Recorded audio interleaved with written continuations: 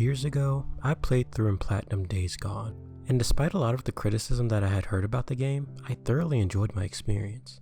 But something I can also acknowledge is that I'm an easy mark for this sort of thing. I absolutely love zombie fiction, I love open worlds, and I love narrative-driven third-person action-adventure games. So of course, even with the game's issues, Days Gone still has enough going for it to satisfy me. Or so I thought. I recently took it upon myself to revisit Days Gone and find out if the game is really as good as I remember it being.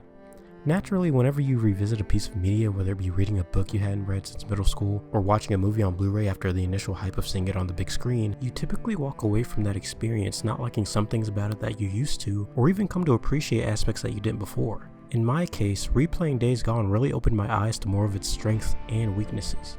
Now, some people might call Days Gone a flawed masterpiece, but I honestly don't know if I would go that far. Flawed? For sure. A masterpiece? Far from it. It's a beautiful game with an engaging story, fleshed out world building, and memorable characters. But it's simultaneously a jumbled mess of a game that valiantly tries to juggle one too many storylines, resulting in key character moments and plot points that would have otherwise been very compelling, feeling completely rushed and underdeveloped.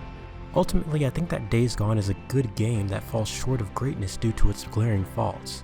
But what specifically makes Days Gone that?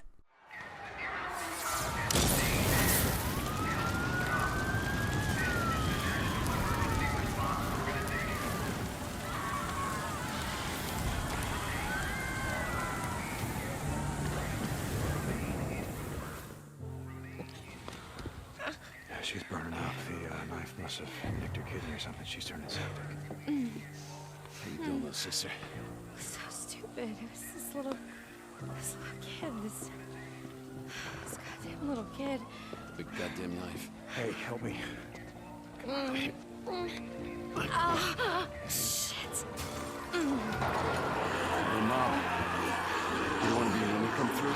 We gotta get to the roof. Flag down one of those choppers. All right. Wait, we need help. She's been wounded. Well, what's wrong with her? Well, she's not. Whatever the hell's going on out there, she's been stabbed. I can't take it anymore. Oh, okay. Listen, O'Brien. If we don't get her to a hospital, she's going to die. There are no more hospitals. Oh, come on. No more hospitals. You got doctors, you got triage, you got a MASH unit. Oh, look, I'm just a grad student, okay? I got volunteered for this. I'm not even supposed to be out here. Brian. Okay. Shit. I've only got room for 2 of you, okay? 2. You got room for 2 of You're us. overweight, okay? I can only take 2 of you, 2.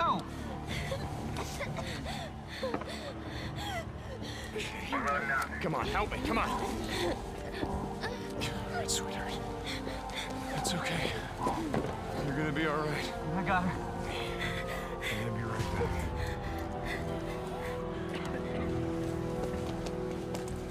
Okay, Boozer, let's go. We gotta get on that. Hold on. We gotta get on that I ship. heard what he said. There's only room for 2 on that chopper. Go. Go with her. I'll be okay. Look, I've been through worse shit than this before. You know? Yeah, we have.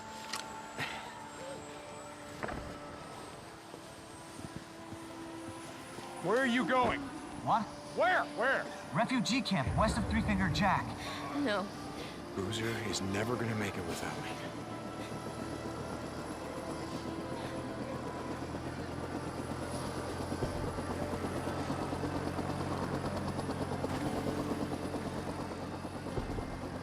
I want this back.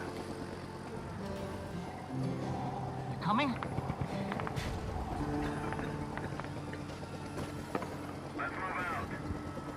No.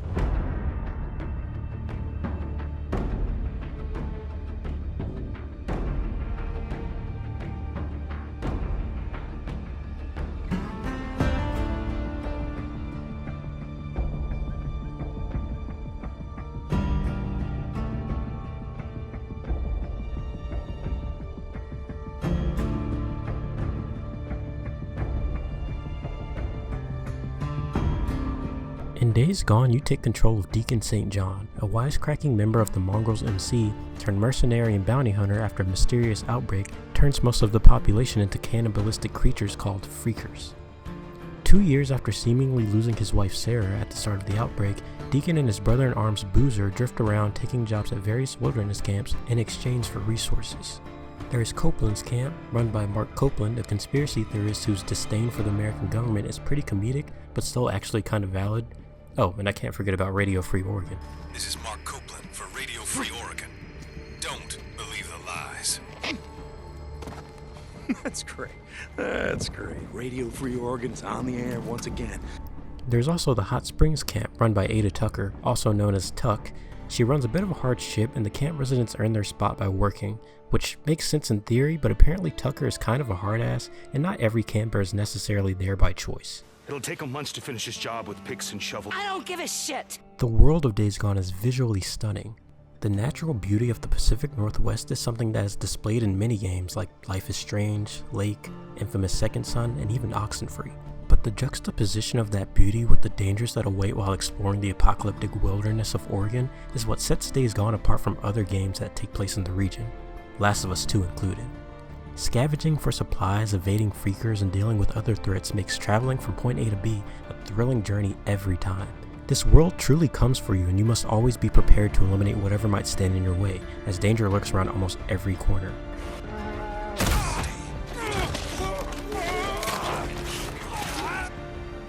But navigating the open world is made a bit easier with Deacon's motorcycle. The bike is not just your primary source of transportation, it is also an extension of you, and it must be maintained. As the player, it is your responsibility to top it off with fuel, repair it using scrap parts found in the world, and use camp credits you earn by completing jobs to upgrade and customize the bike's performance and appearance to your liking. The bike handles well, which makes it fun to commute. Drifting around corners, coasting down hills, and weaving through obstacles are just a few of the ways the players are able to traverse the broken road.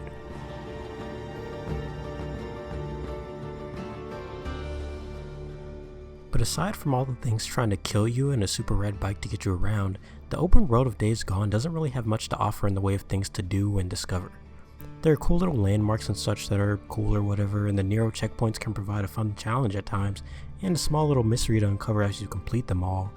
Marauder camps, Ripper camps, the like are all pretty much standard checklist open world stuff. And listen, I'm not one to hate on the checklist open world formula. I've obtained the Platinum Trophy for multiple Ubisoft games. I know how it goes. But in a world as detailed and treacherous as Days Gone's, I would expect a little more. There is absolutely no reason I should be having more fun searching interiors in a game like The Division more than Days Gone. Most buildings are empty and soulless with only a few things you can pick up. In the Last of Us games, you can enter a house or apartment building not thinking anything of it, and then leave there knowing everything about the people who lived there before and what their lives were like before everything went to shit, all thanks to expertly crafted environmental storytelling.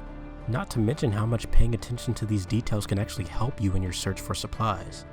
Some might say this is an unfair comparison considering The Last of Us is linear and Days Gone isn't, but not every enterable building has to be like this. Just a few here and there to spice things up a bit. To me, apocalyptic games are the perfect opportunities to flex environmental storytelling, and Days Gone doesn't have much of it at all.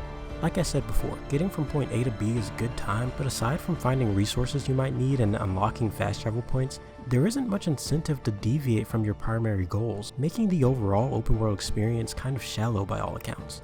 Which again isn't always a bad thing, but Days Gone definitely could have used more.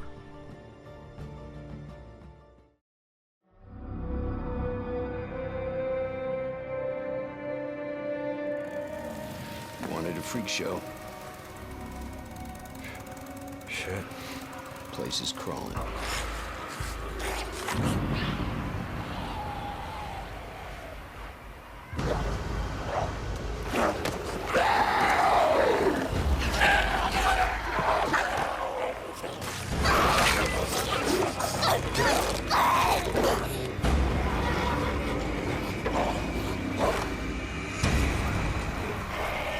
Shit, we're gonna need more ammo.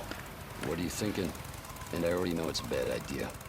You just ride on through. You pull as many of them off as you can. And I go in through the back, down that hill, find the garage. Shit. All right, you just give me a few minutes to find the part that I need. You ride back, we ride the hell out. After I kill a few of the bastards. Swear to God, you got a death wish. Like I said, Not tonight.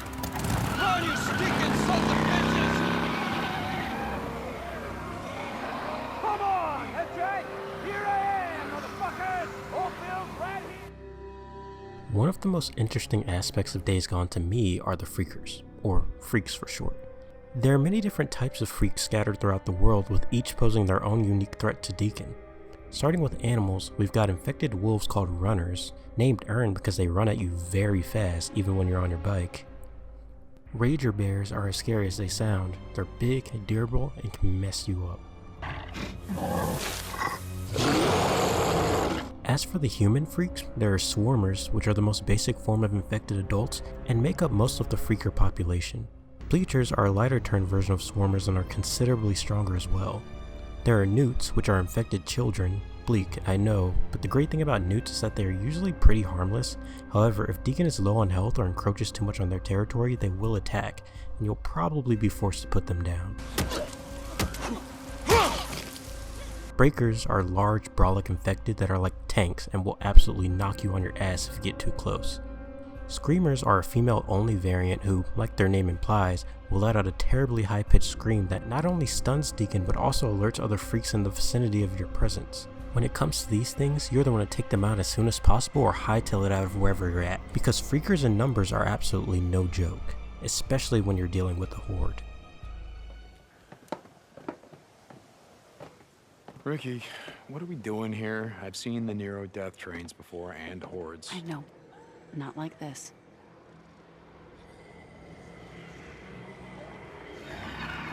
What the fuck? Watch. I've come out here a few times to see them. They stay in those old machine buildings and they come out every night like someone's ringing a dinner bell, right? When it's morning, they go back inside and what, hibernate? You mean you never went down there to see? Aha. No. One time I got way too close and a dozen of them started chasing me. It's like poking a hornet's nest. Come on, let's get out of here. It's getting dark. Hordes were probably one of the main selling points of Days Gone. I'm sure most of us remember that iconic E3 2016 demo where it shows Deacon taking on the Sawmill Horde. Believe it or not, that demo blew a lot of people's minds. I mean, that much activity happening on screen at one time was a sight to behold back then, and it still is pretty impressive even by today's standards. But what's even crazier is that taking on these World War Z hordes in the final game is just as, if not more intense than in the E3 demo. Battling these things as a one-man army, lighting them up, blowing them to hell, and then picking them off as you watch their numbers go down slowly but surely is so gratifying, man. I mean, wow, what a rush. Hurry, please just tell me that's all of them. I can't believe it. You did it. You wiped out an entire horde. Yeah, no problem. No problem. The Freaker lore in this game runs so deep that it's heavily insinuated that most survivors don't actually know that much about the different variants and their behavioral distinctions. Characters like Deacon, who spend a lot of time out in the shit, have been able to closely observe the freaks and pick up on their patterns to help deal with and navigate them. However, not everyone in the world of Days Gone views freaks as a bad thing. One of the main enemy factions in Days Gone is a group that call themselves the Rippers. They're essentially a hellish cult that worship the freaks, even going as far as to mimic their appearance and mannerisms. They're a scary bunch, that's for sure, but more on them later. Right now, I think it's time to delve into the story of Days Gone and see why the game's narrative leaves much to be desired.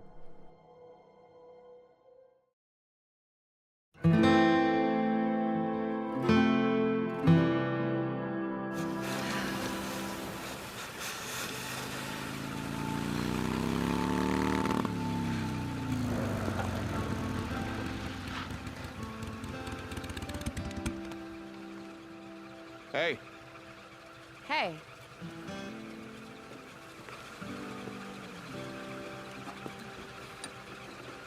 so I'm sort of lost. I was hoping you could help me out. I'm sorry, you're lost? Yeah, I'm looking for the old Belknap Road, and there's not a lot of signs around here. You gotta be kidding me. Nope. What? What is it? What? Oh, that's great. That is just perfect.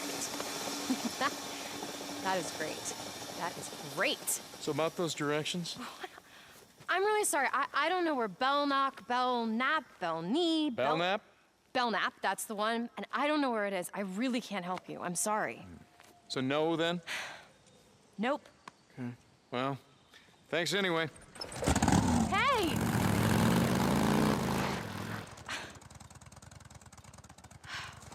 All right. Could you use a ride? Yes, I could. Thank you for finally offering. I'm Sarah. I'm Deacon. Oh, well, sorry about the mess. I don't, how do I, this contraption. Pretty much what you think, just throw your leg over, yeah. Okay, there. Whoa. Okay. Ready. Hey! Hey! Hold on tight. At the heart of this apocalyptic tale is the love story between Deacon and Sarah. As you can see by the cutscene I just showed, even when these two characters first met, their chemistry is absolutely astounding. I kid you not, when I first played the game, it took me a minute to realize that this was supposed to be their meet-cute. They just immediately play off of each other like it's nothing. This is, of course, greatly in part due to the amazing performances by Sam Witwer and Courtney Draper, who play the two respective lovebirds. But the dialogue between these two also feels natural. It really makes you buy into the fact that these two seemingly very different people were able to form such a strong romantic bond with one another. Truth be told, I think Deacon and Sarah's relationship is Days Gone's biggest strength and its biggest weakness. I initially wanted to frame this whole retrospective around that idea, but I thought it would limit how much I would actually be able to talk about the game overall, so I ultimately decided against it. I will, however, talk more in depth about this later on. Oh, teach him. Well, teach him good. Yeah, you like that? How about that? Oh, shit! So I'm out. Hold up! Roll, goddammit! Roll! Oh, Jesus. Oh, my God. No. Oh, my God. Hey. I'm so sorry. No. I don't even know. I just was looking in your bag and I saw that and I... Oh, my God, I could have killed somebody. Well... Oh, shit. Yeah, but you gotta kind of aim it at them first. I've never done anything like that before. Hey, it's okay. I saw it in your bag and I tried to call the police, good. but there were no bars, there was no reception. I'm gonna wait right here until your guy comes. Okay. Thank you. I've never done anything like that. Huh. Could have fooled me. Yeah? So early on in the game, a few rippers burn Boozer's arm with a blowtorch, putting him and Deacon's plans to ride north on ice. While waiting for Boozer to heal, Deacon rides out solo, scavenging and doing jobs for other camps, until one fateful encounter that changes everything. Boozer! Boozman, are you listening? Oh, you're not gonna believe this. I just saw a goddamn chopper! A chopper? What are you talking about? You're a chopper! It just buzzed right over me and acted like I wasn't even there! Wait, all this time and a fed chopper shows up out of nowhere? I'm gonna chase them down and I'm gonna see what the hell they're doing! Hey, Deke. Be careful. Don't get too close till you know what the hell they're doing. And don't do anything stupid. Hell no, I'm not gonna do anything stupid!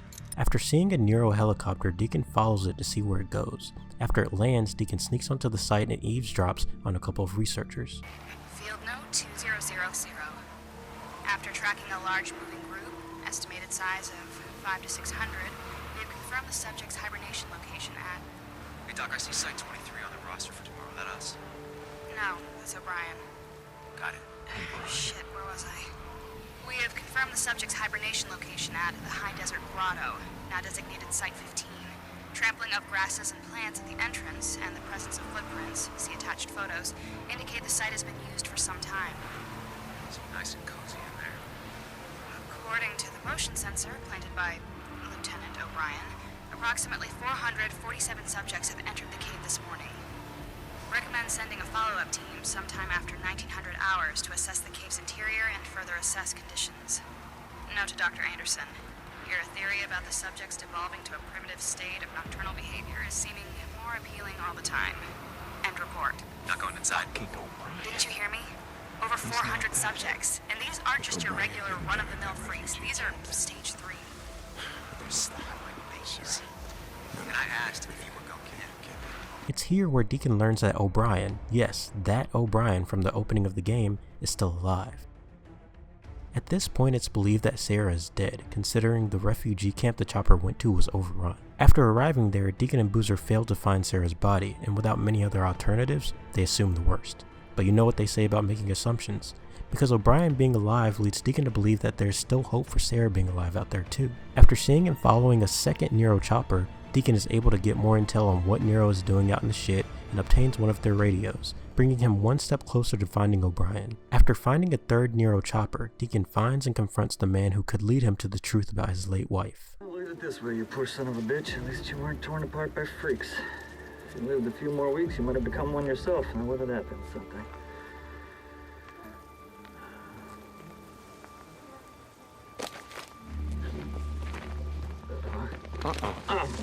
What do you want? Stay back. I just want to talk. Nero Protocol 2-7 states clearly that if conducting operations in quarantine zones, if I encounter any civilians or civilians, that I'm forbidden from making contact. Really? See, that sounded to me like making contact. Yes. Yes, it did. You're alive. Yes. I am. How? How are you alive, What? O'Brien? I don't understand. Okay. You were there. That night. Farewell. The next night, Nero camp. Protocol The choppers 2-7 were states. burning. Everyone was dead. They were slaughtered. Torn limb Nero for goddamn limb. Protocol All right, 2-7. listen up. We're gonna do this the easy way or the hard way. The easy way, we have a little chat. You give me the information that I need, and then you go back to digging your way through freaker shit or whatever the hell else you're doing out here. The hard way. I crack open that little spacesuit, and then we see what your friends out there have to say about you breathing in all this contaminated air. So what's it gonna be, O'Brien? Yes. Okay. Okay. You remember the rooftop of the old brewery. I put a woman on your chopper. She was wounded. Yes. I remember a knife wound. She was cut pretty bad. I went to the refugee camp that you said you were taking her to.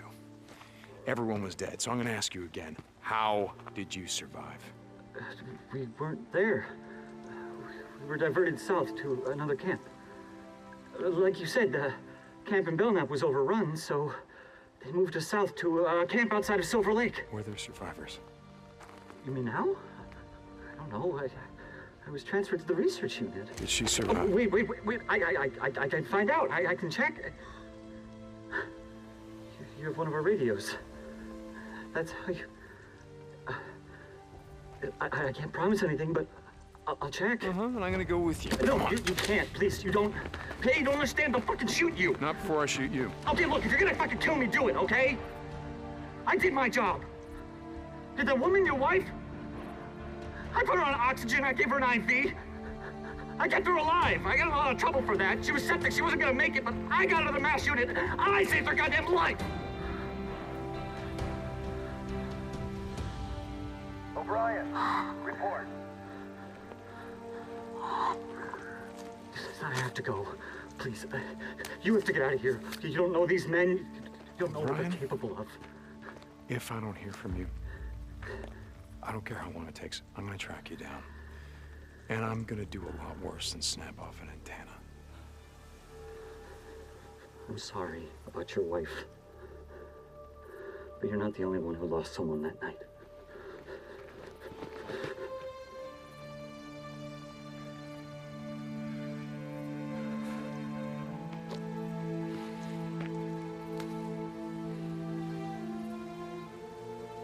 After this, getting more information from O'Brien is really just a lot of hurry up and wait, as he tasks Deacon with gathering intel from various neuro research sites for some mysterious reason. But also in the meantime, Boozer's condition worsens and he gets blood poisoning. This forces Deacon to take Boozer to Lost Lake. Run by Iron Mike, Lost Lake is the only camp with a doctor for miles around.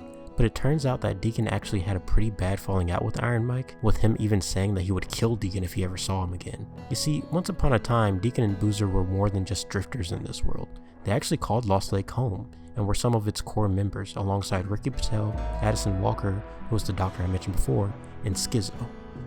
Fucking Schizo. You see, after a conflict amongst an earlier group Mike was a part of escalated into a violent massacre of which he was one of the only survivors, he adopted a more pacifistic way of living, and it's a big part of how he runs Lost Lake. But of course, Deacon being Deacon, and by that I mean Deacon being the deranged man that he is who has no trouble killing anything and everything that gets in his way, I see him. Sit still, you didn't see eye to eye with Iron Mike on how to deal with things, eventually leading to Deacon and Boozer's banishment from the camp. Solid backstory, sure, but I honestly find it kind of funny that Iron Mike was so vehemently against Deacon's violent ways that he threatens to kill him. It kind of reminds me of that iconic Walking Dead scene from season 1 when Rick tells Daryl that they don't kill the living. It's funny, coming from a man who just put a gun to my head. After a failed attempt to steal antibiotics for Boozer, Addison tells Deacon to bring him in for treatment. Luckily, Iron Mike allows for Deacon and Boozer to stay at Lost Lake Camp for as long as they need, but they of course have to earn their keep. Addison is fortunately able to save Boozer's life, but not his arm, which is actually so fucking sad. Like, yeah, obviously losing a limb would suck for anyone, but Boozer's reaction when you bring his bike back to Lost Lake just says it all. Didn't want Cope getting it, parting it out. Jesus, Deke. Hey, I mean, I mostly did it, you know, in case I need parts. It's not like your gimp ass is gonna need them. Shit. Thanks, brother. That's the one thing I miss. Riding on the open road.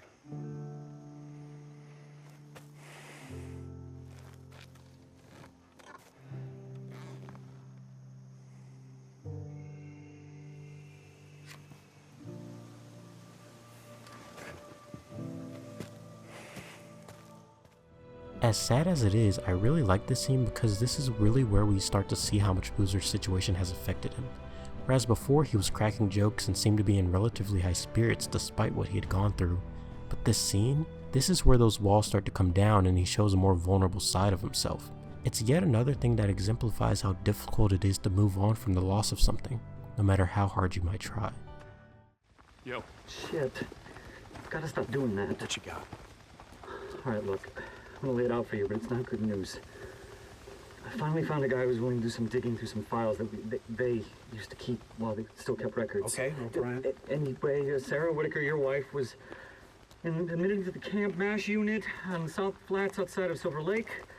According to the records, she was in surgery for 6 hours and then was moved to... So she survived. The stab wound, she survived. Yeah. According to the records, she made a full recovery.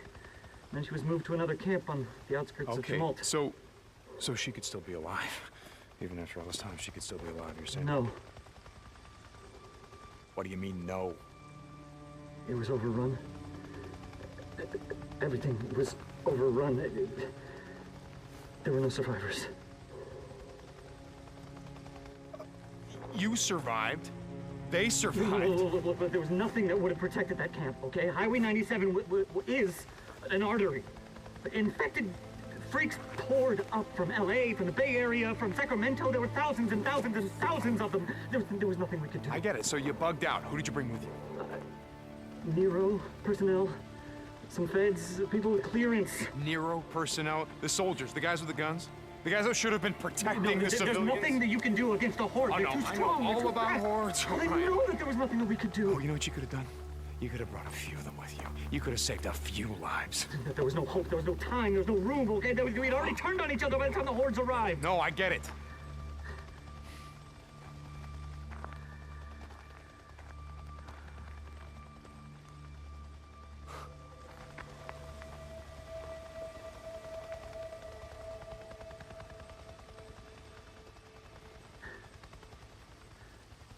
Look, I'm sorry about your wife. I'm sorry about all of this. But you gotta understand, if you hadn't sent her with me that night, she would have been dead the next morning.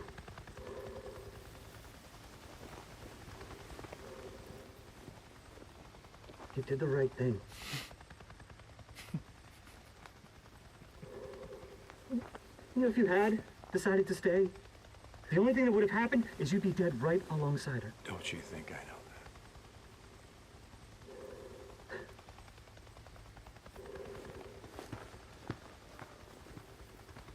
that? O'Brien.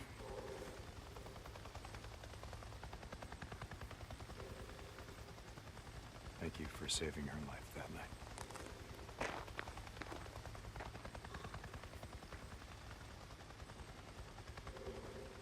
After one more favor, O'Brien finally shares his findings with Deacon, and as you can see, it was not the news he was hoping for. It's at this point that Deacon is finally able to move on to the final stage of grief: acceptance. Even going as far as to burn the church in which he and Sarah got married to signify that he is ready to move on, or to at least try to, because like I said before, it is pretty damn hard.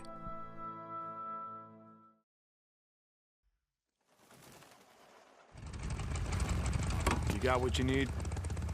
Yep, everything I could think of. Let's go.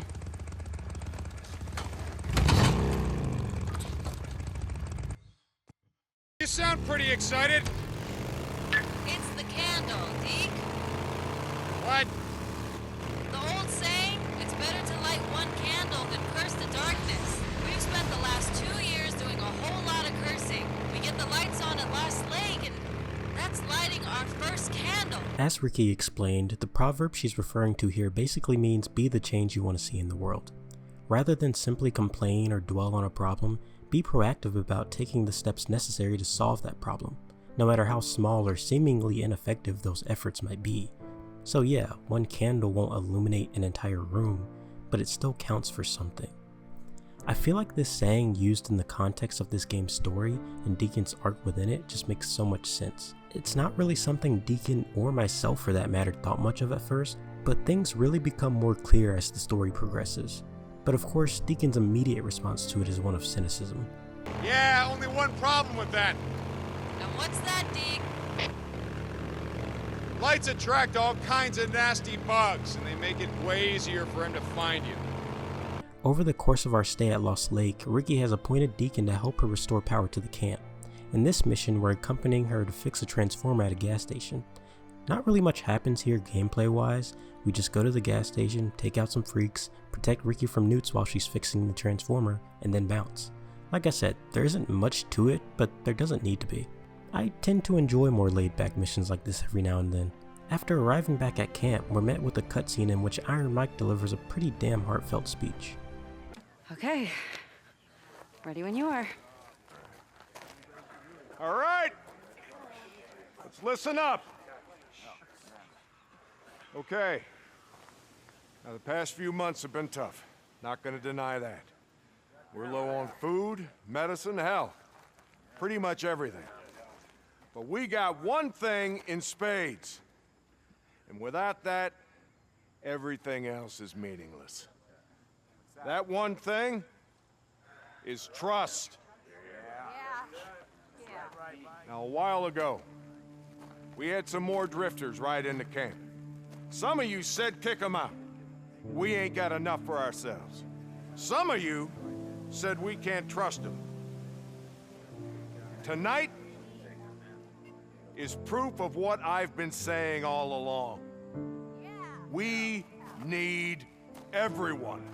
I mean everyone who is willing to be here, who is willing to work, who is willing to help us rebuild. Now, for the past couple of months, Ricky has been doing just that. She can't do it alone. She needs help. Tonight is gonna happen because we welcomed a drifter into our camp. And we allowed him to earn our trust. Tonight, we take one more step out of the darkness.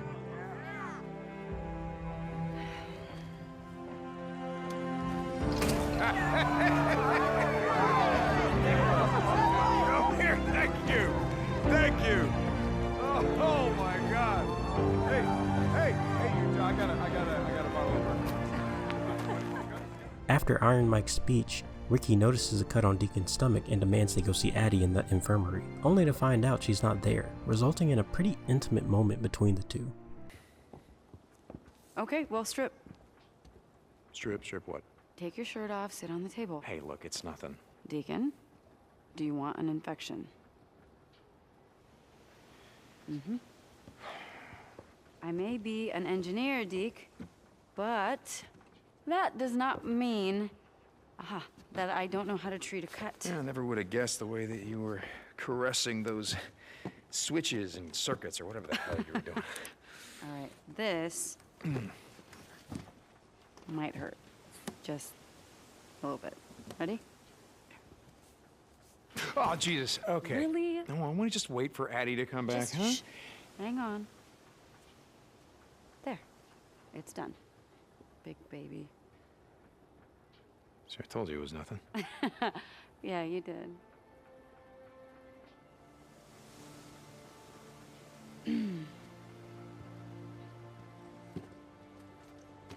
Oh, wow. You really have been at war. Yeah, more than one. Shit, that's right. Where was this one? Afghanistan or the MC or after? I don't remember. What about this one? Ricky, I'm not sure that,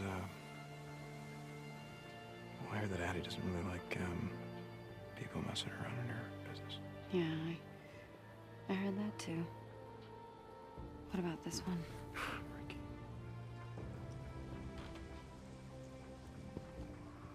Dick, I'm not married.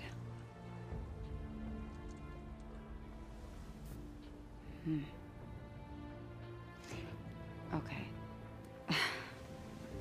Why don't you come back tomorrow and see Addie, and she's gonna tell you how great of a job I did.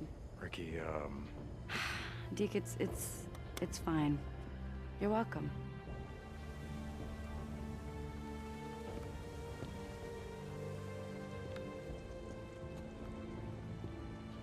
Hey, Deacon? Maybe one day, stop and light a candle. It can get pretty dark and cold out there.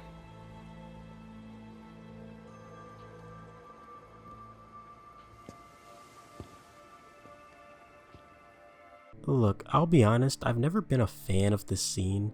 I found it a bit odd the first time I played it, and I feel the same way now, so I'm gonna try my best to put into words why this scene just feels off to me. First of all, it doesn't feel earned.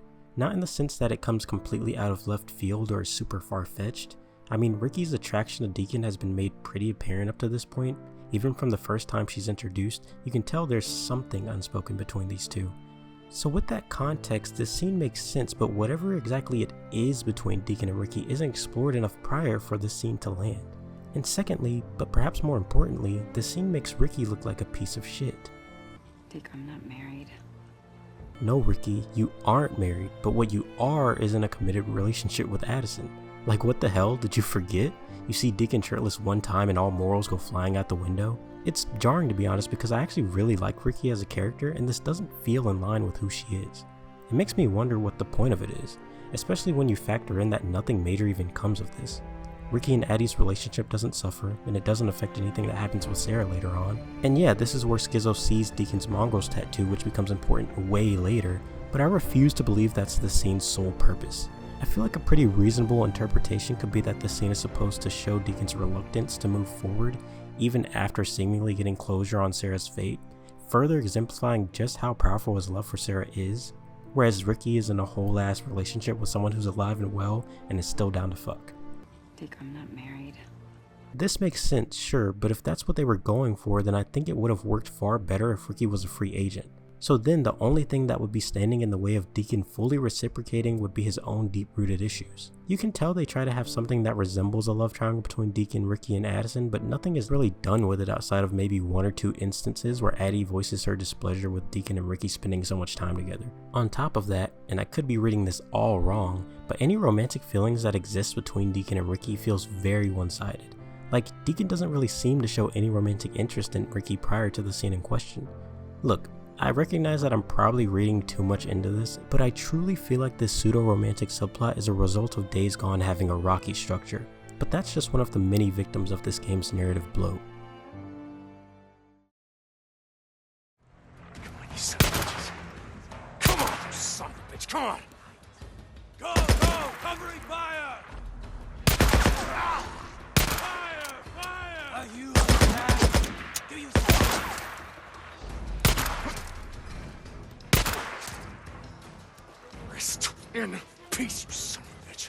Earlier in the video I talked a bit about the Rippers, the ones responsible for what happened to Boozer's arm. They're led by a man called Carlos who acts as the game's first major villain. Well, the only major villain if you ask me, but we'll get to that. In order to keep the peace between the Rippers and Lost Lake Camp, Iron Mike and Carlos formed a treaty. Lost Lake stays off their turf and the Rippers leave the people of Lost Lake alone. Seems reasonable enough, but then again when you're dealing with a cult full of people who worship the freaks, you might begin to question just how reasonable they can be. Skizzo is wholeheartedly convinced that Carlos is not going to hold up his end of the deal and that it's only a matter of time before the treaty is broken. So what's his solution? Break the treaty first. I mean, he's an ass. And he's dumb. He's a dumbass. After having already sent Deacon into Ripper territory to get Boozer meds, Skizzo tries to mitigate the situation by offering Carlos Deacon and Boozer after finding out that they're the ones he wants. Once again, Skizzo convinces Deacon to go into Ripper territory to acquire explosives to blow a cave of freakers near Lost Lake. But once they get them, he knocks Deacon out and hands him over to Carlos. It is here where we learn exactly why it is Carlos put a price on Deacon and Boozer's heads, and it's actually pretty messed up. It turns out that Carlos's real name is actually Jesse Williams, and he used to be a mongrel who rode with Deacon and Boozer before the collapse. After killing a fellow mongrel over drugs, Jesse was excommunicated, but not before having his mongrel's tattoo painfully removed via blowtorch by the club president Jack as Deacon and Boozer held him down. An act Deacon himself deemed so horrific that he never even told Sarah about it because he believed she could never be with someone capable of doing such a thing. Now Carlos wants his revenge and goes to attack Lost Lake and get our boy Boozer. After escaping the Ripper compound and making our way back to Lost Lake, Iron Mike manages to negotiate a ceasefire and also prevents Deacon and Boozer from being taken by the Rippers. After the altercation, Skizzo is locked away to await a fair trial, and Deacon plans an attack on the Rippers. With help from Boozer, we blow the dam next to the Ripper compound and drown them like rats. After shooting our way through the surviving Rippers to get to Carlos, we're met with a pretty anticlimactic boss fight that's very short and incredibly easy. After it's all said and done, that's it. That whole conflict with the Rippers is done. We get this huge revelation with Carlos's true identity, and then within an hour or two of game time, if that, it's all resolved. I didn't think much of this during my first playthrough, but this time around it really bothered me. The Rippers were made out to be a considerable threat and are the ones responsible for Boozer not being able to ride again. Then you have the added layer of the leader of this group having personal ties to Deacon and Boozer. To me, the storyline with the Rippers should have been given more time, like way more time. But of course, if it was, then there will be less room for the story that this game really wanted to tell.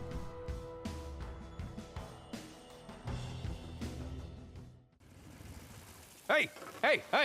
What are you doing? You can't park here. I'm just here to pick up Sarah. It's private property. Now turn around, get the hell out of here. Come on. Okay. Move it. Yep.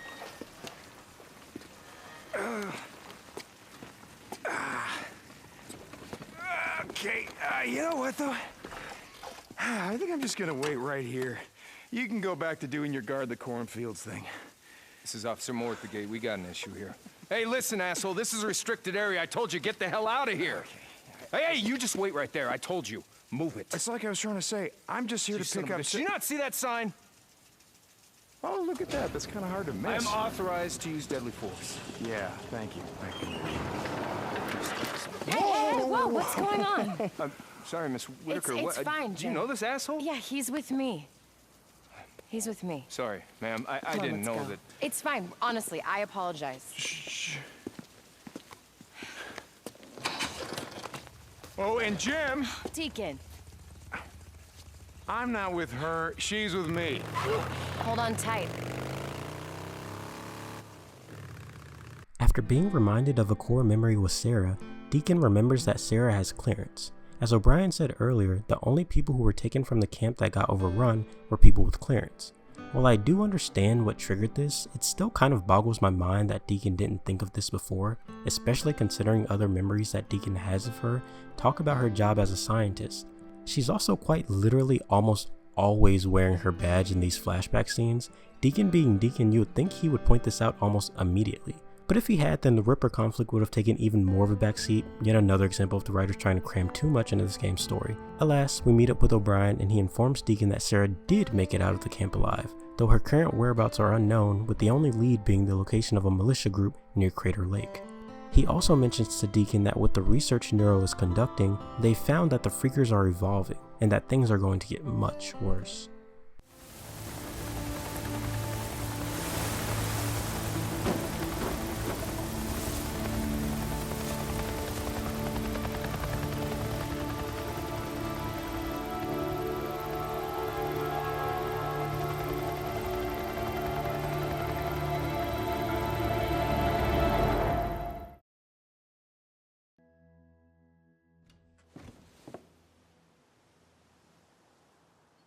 Holy shit.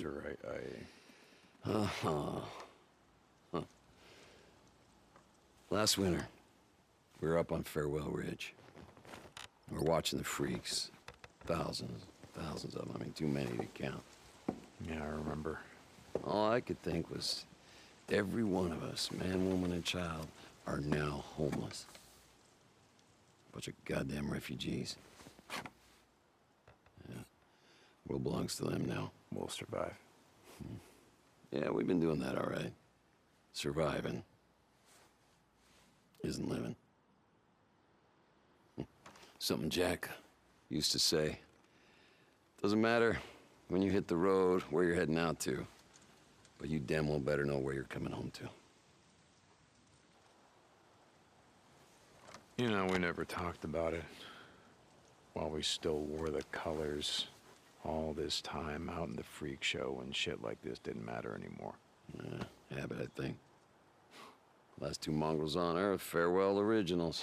The biker boys, most badass drifters on the broken road. Damn straight. Yeah, I guess we did become sort of a brand. We were a lot of things, but we were never a brand.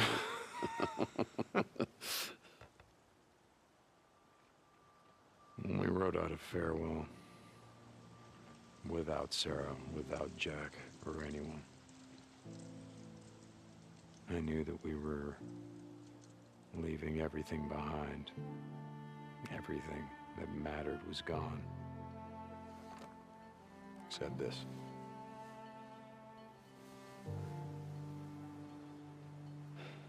You're a nomad again, huh? Yep, I guess I am.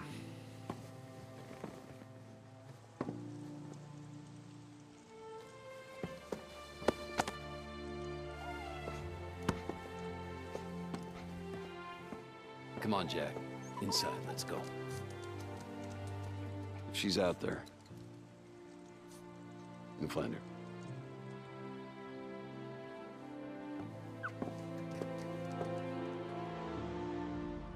And so Deacon sets off with Iron Mike, who shows him the way over the pass so that he can look for Sarah.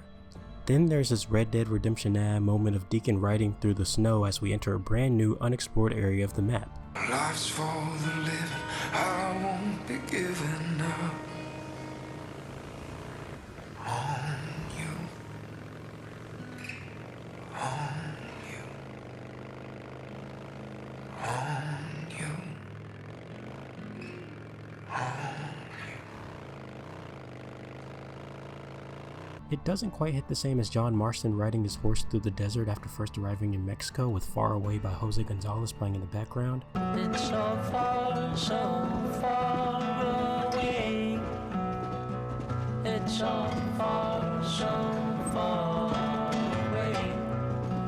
But it's still a pretty cool moment and a nice change of pace from the speedy and dangerous journeys usually taken on your bike. Shortly after arriving at the summit, we rescue 2 members of the Deschutes County Militia, or the DCM for short, and ride to their camp where we meet Captain Corey, a man who clearly has some sort of connection to Sarah. After proving ourselves and then being sworn in by the DCM founder Colonel Garrett, the search for Sarah continues, but it's not long before she's found. And as much as I would love to let this scene play out, silly me forgot to mute my mic when I was capturing this footage, so to save you guys the torture of listening to all my background noise, I'm just gonna leave it out. But basically, after that night in Farewell at the start, Sarah believed that Deacon had died. Truth be told, this scene to me feels a little bit anticlimactic. There I go again using that word, but hear me out. You see the love of your life after 2 years, someone who you thought was dead, and here they are standing in front of you, and you mean to tell me you're not absolutely losing your mind? I understand them having to keep it on the DL while other people are around, but I would expect at least a few tears once they're left alone. Y'all should be screaming, crying, throwing up all over each other, and who knows, maybe this is their version of that, but it just feels like there's something missing. Reunions can be a hard thing to get right for me, especially if there's a long build up to it. That shit better hit. If Rick and Daryl don't smooch whenever they see each other again, I'm gonna crash out, but that's besides the point. Maybe this scene is just fine and my expectations were too high. Either way, it's exciting to see these two characters together outside of flashbacks. Now we get to see how this world has changed them, and if their love can remain intact despite this.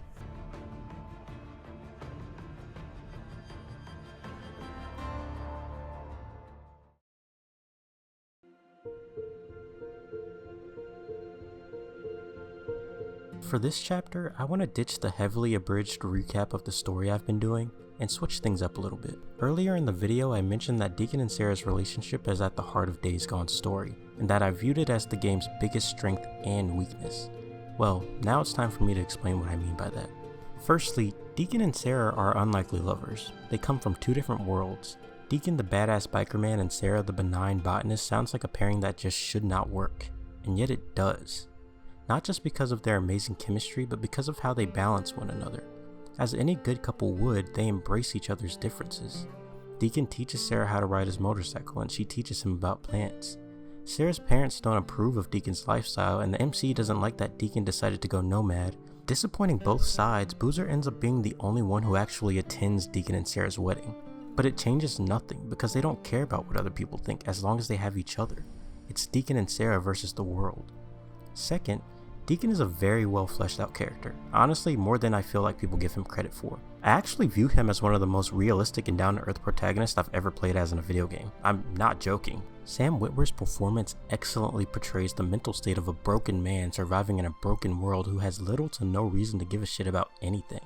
Multiple characters even call him out on this over the course of the game. And while Deacon caring about somebody isn't exclusive to Sarah, the love he has for her reveals a different side to him, a more human side that's for the most part missing in the front half of the game. Sarah gives Deacon the ability to be himself, something he had seemingly lost, not just when the world ended, but when his world ended. Getting to see this couple come together again is very compelling and easily my favorite part of the game. I also think the malicious stuff works very well with them trying to eradicate the freaks and create some sort of new world order. All the while Sarah is secretly using their resources to develop a cure due to the guilt of her research being used to create the freaker virus. It's interesting stuff, but at the same time I can't help but feel like it doesn't belong in this story due to it feeling so foreign to prior events. The connective tissue is definitely there, but it doesn't do enough. You're in a whole new part of the map dealing with a completely new cast of characters with their own plights and agendas. But neither of these additions actually introduce anything of considerable value. The world remains soulless and the new characters aren't allowed enough time for any real emotional investment from the player. Towards the end of the game, things start to come back around when Deacon cashes in a favor from O'Brien, asking for his help to get him and Sarah off Wizard Island. But Schizo shows up at the worst possible time, foils Deacon's escape plan, compromises Lost Lake by lying on his name, and kills Iron Mike in the process. I can't fucking stand this dude. With Iron Mike dead, Deacon is forced to step up, so he and the Lost Lake crew organize an assault on Wizard Island to get Sarah out and seek justice for Iron Mike. This was the game's chance to rectify Carlos being such an underwhelming antagonist earlier in the game by making Colonel Garrett and the DCM a formidable force that really challenges Deacon and the player. Going toe to toe with the batshit insane Colonel during the assault on Wizard Island would have made for an epic finale, but instead we have yet another lackluster fight, but against Schizo this time. And as for the final confrontation with Colonel Garrett, well, that ends with him dying after drinking tea that Sarah poisoned. It's anticlimactic. I'm starting to notice a pattern here. After the dust has settled, everyone gathers around and Deacon delivers a speech that mirrors the one given by Iron Mike earlier, but in the most Deacon St. John way possible. What does it mean that they're all getting quiet? Oh, yeah, they're waiting for you. It's your cue.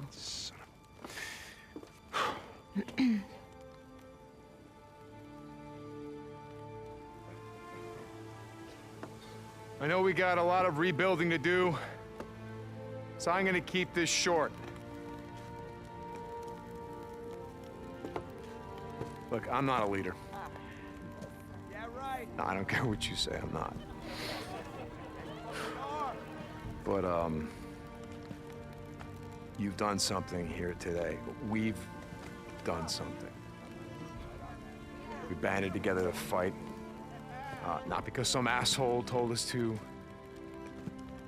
but because it was the right thing to do. And you know what? We won.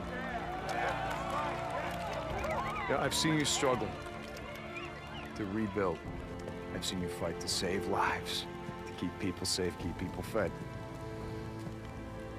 I've seen you sacrifice everything that you have, everything that you are, to make the world a better place. And see, that's why we're still here. That's why we're still here. Because if we don't have hope for a better life, or for a future that matters, what the hell are we fighting for? You know, Iron Mike, he once said to me that we make the world what it is by what we do. Huh? What did we do? Huh? What are we going to do? See this? This is the first step.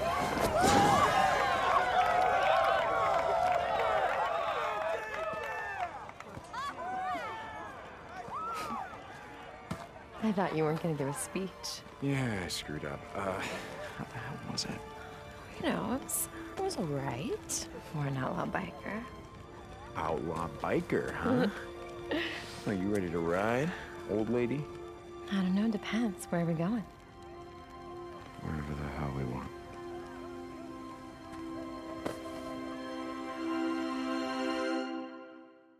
I have mixed feelings on the way this game ends. If you would have told me at the start that Days Gone was going to have a happy ending, I wouldn't have believed you. I'm so used to stories in these kinds of settings having such bleak conclusions that it's nice to see something more hopeful.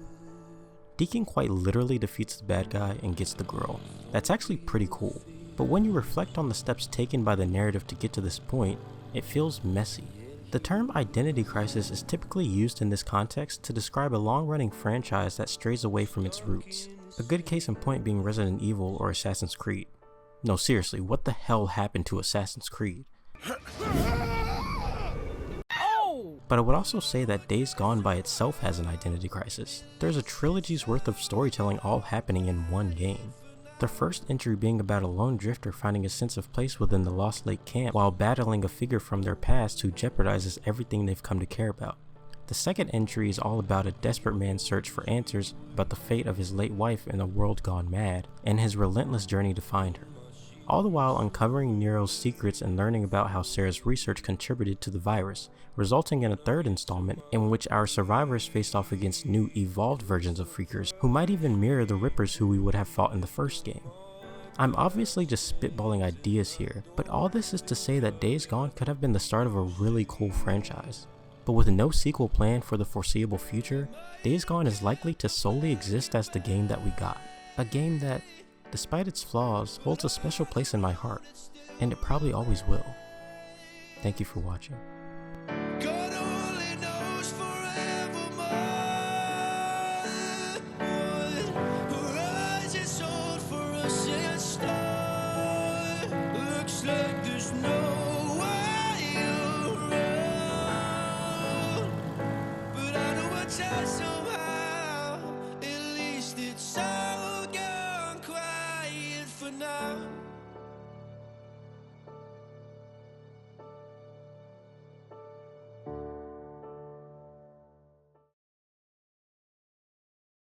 Whew, man, I just wanted to come on here and say, off script, that if you have been watching or watched all the way up to this point, I really, really, really, really, really appreciate it.